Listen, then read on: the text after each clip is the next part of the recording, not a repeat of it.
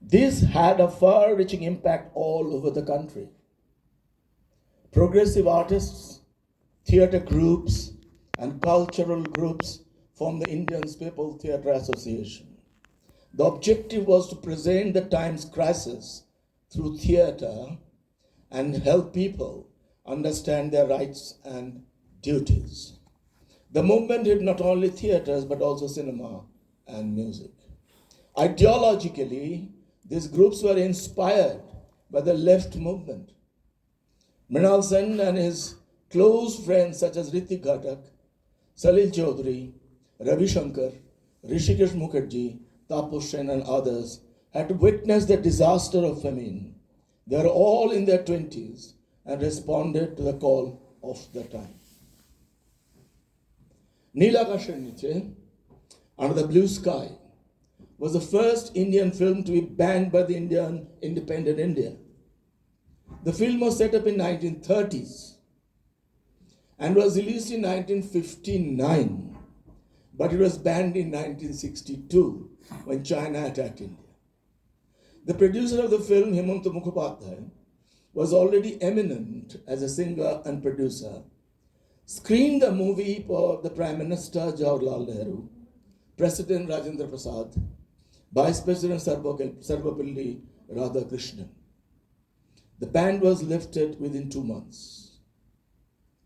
Next film of Sen was Baishe Shravan, 22nd day of Bengali month Shravan, dealt with the dehumanizing effects of famine and poverty.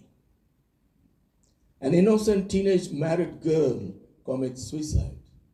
She fails to understand her husband's selfish, cruel behavior. How hunger metamorphosed man to behave like an animal. Here also Mrinal Sen did not take story of any eminent writer.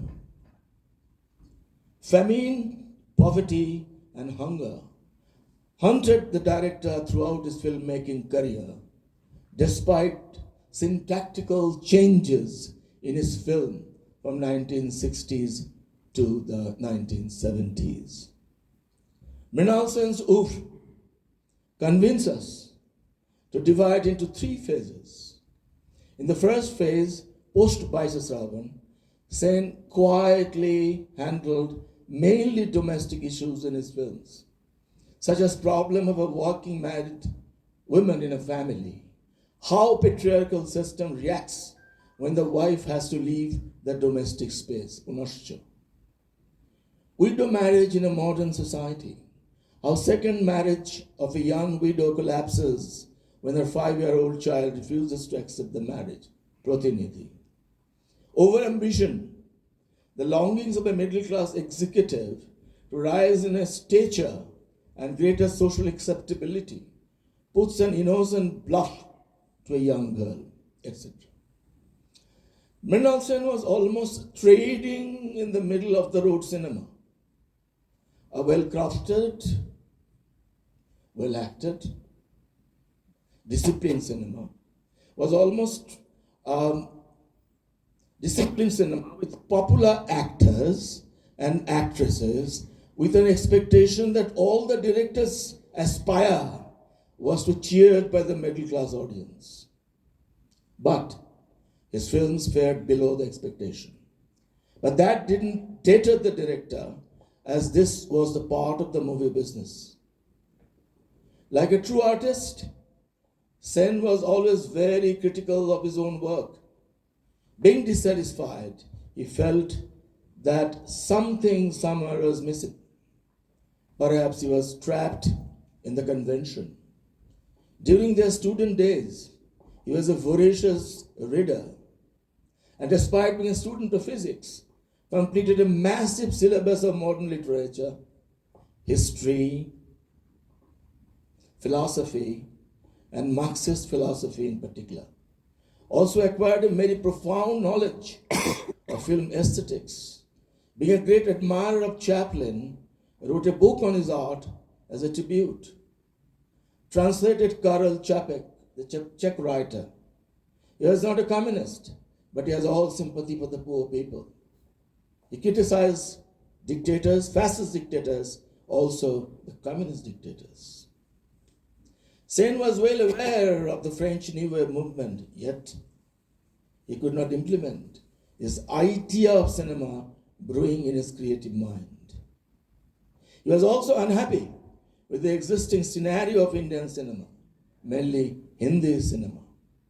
Sometimes in 1968, Sen and his friend Arun Kaul, a less-known filmmaker and film society activist, created a sort of manifesto and published it in the magazine Close Up, titled Manifesto of the New Cinema Movement. Their argument was that the Indian cinema was passing through the worst phase.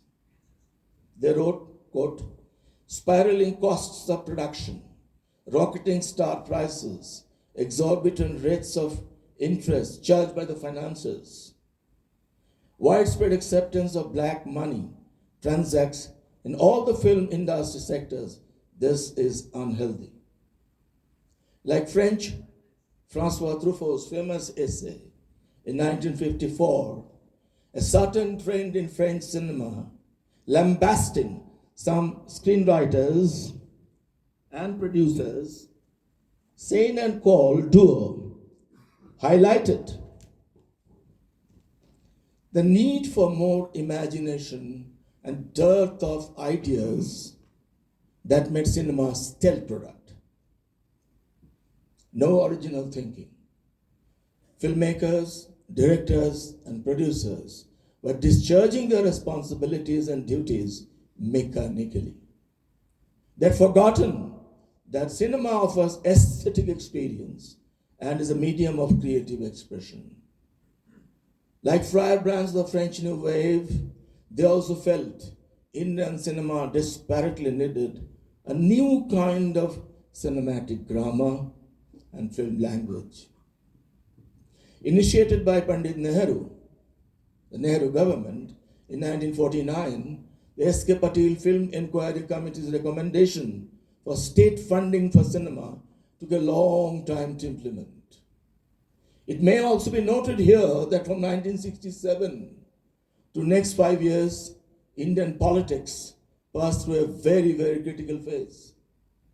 Congress was divided, and the Communist Party faced division again, as a fraction decided to take the path of armed uprising against the state to serve the rights of the workers and peasants. Bhuvan Shom, Sen's ninth film came in 1969. Bhuvan Shom can be placed between the first phase of issue-based cinema and the second phase of political cinema. Bhuvan Shom made a history of a sort with a mega budget of 1.5 lakh that the Film Finance Corporation in its initial stage offered him based on a synopsis and a treatment note of the film. All the conditions Sen and Kaul proposed in their manifesto for a new cinema were implemented. Fresh artists, fresh images, out of studio shoots, minimum days of shooting, and avoiding post-production expenses as much as possible.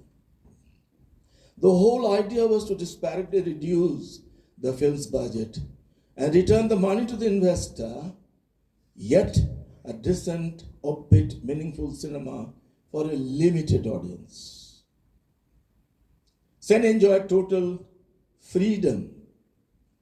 He adopted a 129-page of a Bengali novel, probably the only time he accepted a novel written by Balai Chand Mukhopadhyay, is to write in the name of Bonaful. The location in the original story was around the riverine area of the Bhagalpur stretch of the Ganga River, where migratory birds used to make their idle abode. And Dr. Mukherjee was a keen bird watcher. He wrote a beautiful novel called Dana, The Wings. However, Mrinal Sen shifted the location to the vast seacoast area of Saurashtra. Shifting the location from Bihar to Gujarat meant a change of local culture with all its manifestations, architecture, environmental sound, costume, etc.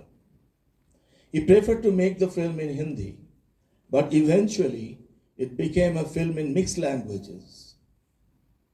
He cast Utpal Dutt in the lead role, which made his debut in Hindi cinema. 18-year-old Suhasini Mule had no experience in film acting, but she was cast as a female lead.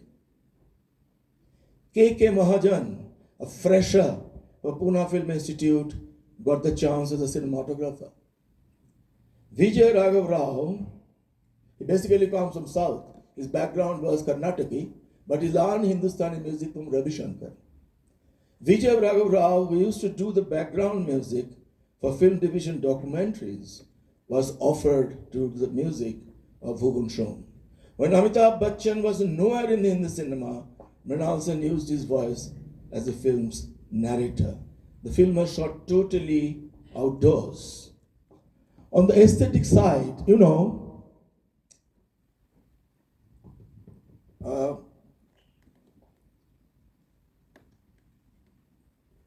our Bengali cinema was in the 40s, 50s, 60s, even in 70s, was anchored to literature. Not the story element, but the structure. That's very important. That Satyajit Ray wrote in his essay, Filming Vibhuti Bhushan. It's a rare confession by a great director. When he was criticized for the fragmented pictorial quality of Pather Panchali, he defended that Pather Panchali has got nothing to do with neorealism, nor any theory, nor any film school. It's all Vibhuti Bhushan. That meant he followed the structure or whatever, or the freedom given by, the imagination given by Vibhuti Bhushan. And our popular films also based on the same writer's writing.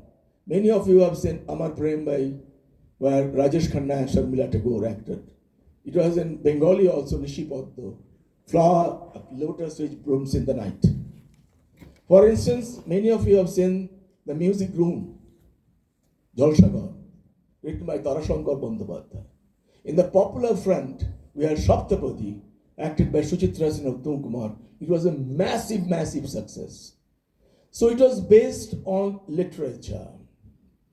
It never followed the Aristotelian dramatic plot structure. So aesthetically, Mrinal Sen cut the umbilical cord of literature from the culture of Bengali cinema. He very intelligently used subtly age-old plot theory of beginning, middle, and end. But with dynamic camera work, quick cuttings, use of animation, masking the lanes, jump cuts, brilliant performances punctuated with humor, Bhuvan Shom stood out as a celebration of cinema. Not a single shot out of 505 shots of the film brought any kind of boredom. It was a semiological transformation.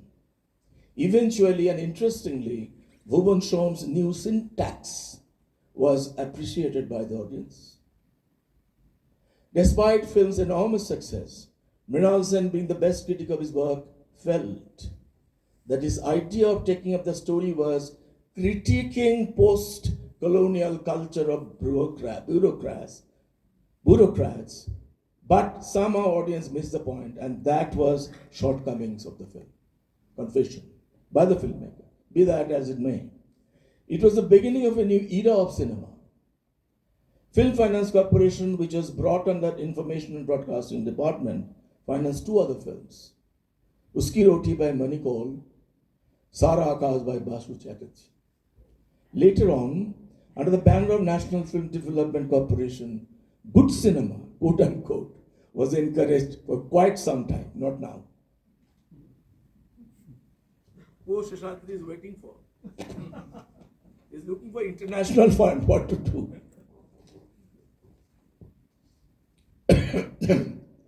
After Bhuvan, just like Jean-Luc Godard's announced in his post-dramatic comedy Weekend, he wrote in the Weekend, Fini the cinema, and he opted for political cinema. Mrinal Sen, despite success, entered into the second phase of his cinema, which was thoroughly political cinema and lasted for a decade.